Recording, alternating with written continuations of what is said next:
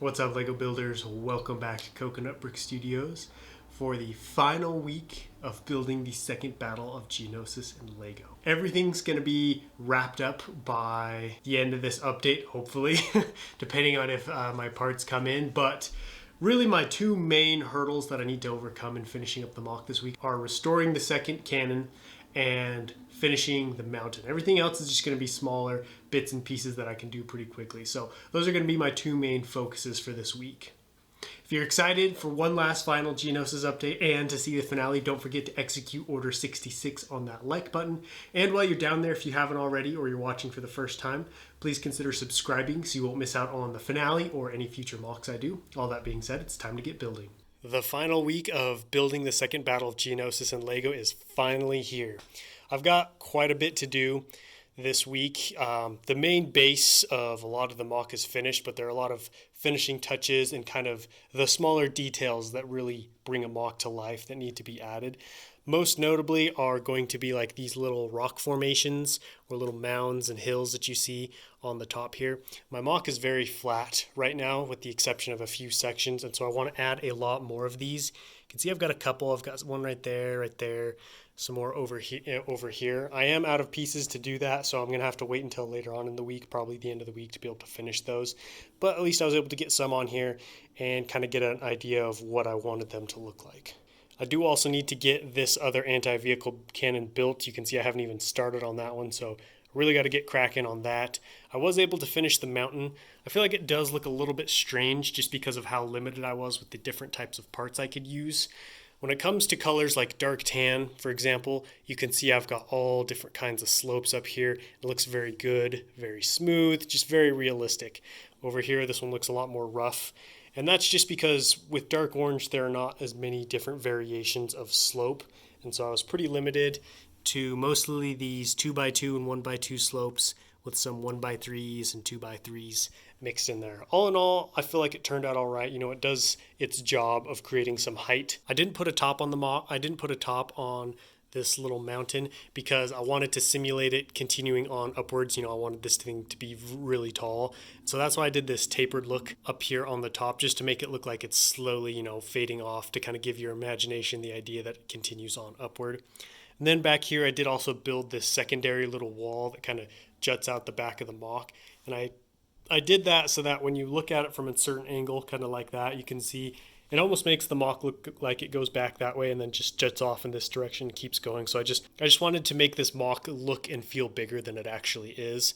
And I also had this little section right here that just juts out the back, and I didn't want to be doing the finale and have this weird little section just sticking out right there. So that helps smooth over that area. So that pretty much wraps up everything that I'm going to be doing this week. I do also need to add a little command post or little base of operations right here. Basically, I'm going to have a hollow table, maybe some crates and some missiles, and then like a little stair or ladder thing that goes right here that people can use to walk in and out of this little valley. All right, check it out. I have both the cannons finished. And I was pretty impressed with having one cannon finished, but to see these both next to each other like this just looks awesome. I am super excited to add these to the mock. I think they are going to be great centerpieces for it. I was actually surprised I was able to get the whole thing done. I built most of it on stream and then just barely finished up the rest of it. I didn't need to order in any new parts, which was nice. There isn't anything on it that needs to be done. I'm pretty sure it's like completely finished. I did run out of these little bumper pieces, so this one is off from these other three, but I don't think it's too noticeable. So that means I'm pretty much done. Like, obviously I still have to set up the minifigures and kind of bring the mock to life in that respect as far as the story goes, but like the builds are finished. The rock wall is pretty much finished. All I need to do is add in some more of these little mounds. I'm still waiting on that package. It did ship already, so I don't think it'll make it here for this update, but it will definitely be here before the finale. I was also able to work on that little command area I'm going to have here in the back. So I built this hollow table. I just used this piece that comes in the old TIE Interceptor and then stuck some trans blue bricks on the top. I always love building these. I always thought they were so cool in the actual Star Wars universe, so I like to include the LEGO versions whenever I can. It's basically just a hollow map of the current battle. I think maybe I might put like a mini droid factory on here or something, I'm not sure.